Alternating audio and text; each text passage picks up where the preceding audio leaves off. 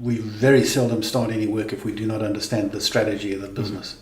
So I will often ask, they'll say to me, we want you to coach somebody in the business, and I say, sure. And I'll say, can I talk to the chief executive? Well, why do you want to do that? Because I really like to understand the business. I like to understand the DNA of this business and what you're trying to achieve. So if one of our clients is Red Hat. Open source has a very different leadership style to, say, Citibank. And so to understand the difference and what that is really important, because I can't bring my thinking, the Red Hat thinking, to Citibank. It just wouldn't work. They're two don't gel. So really to understand the culture and what you are working into and what they're trying to achieve, because we have to align with their strategic aims, whatever those might be. So taking the time to really get to know the business and understand how it works and how it operates is going to be a powerful thing to do as well. I think it's fascinating that you have to also align with the strategic goals. Is that a point of conflict sometimes? Yes, it is. Absolutely. So there'll be times when the person that you're coaching realizes that this is not the place for them. And the way that we deal with that is quite simple. To say, the earlier you know that, the better.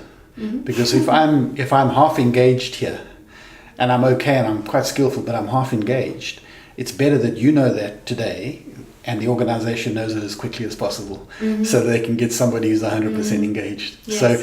So if there is conflict, it's a good thing to actually flesh out. And there have been people that have left organizations through coaching because they've suddenly understood that this is not where they should be.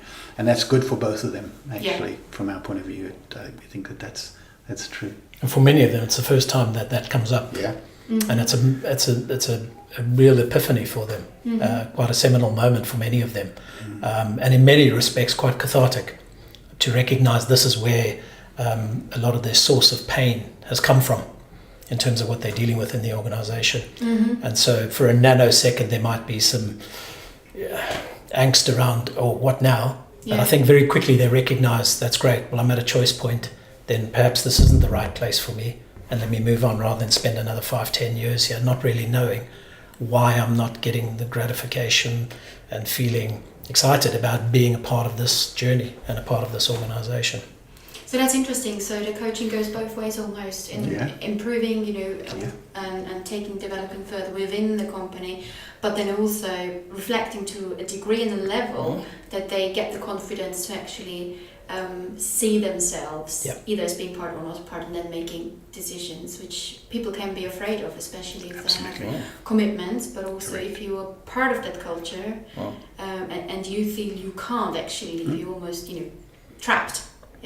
Absolutely. And I guess for a lot of our young students that actually is quite an important insight because reflection, we talk about that quite a lot, is an important tool to step outside and to assess the situation in order to not be trapped later on.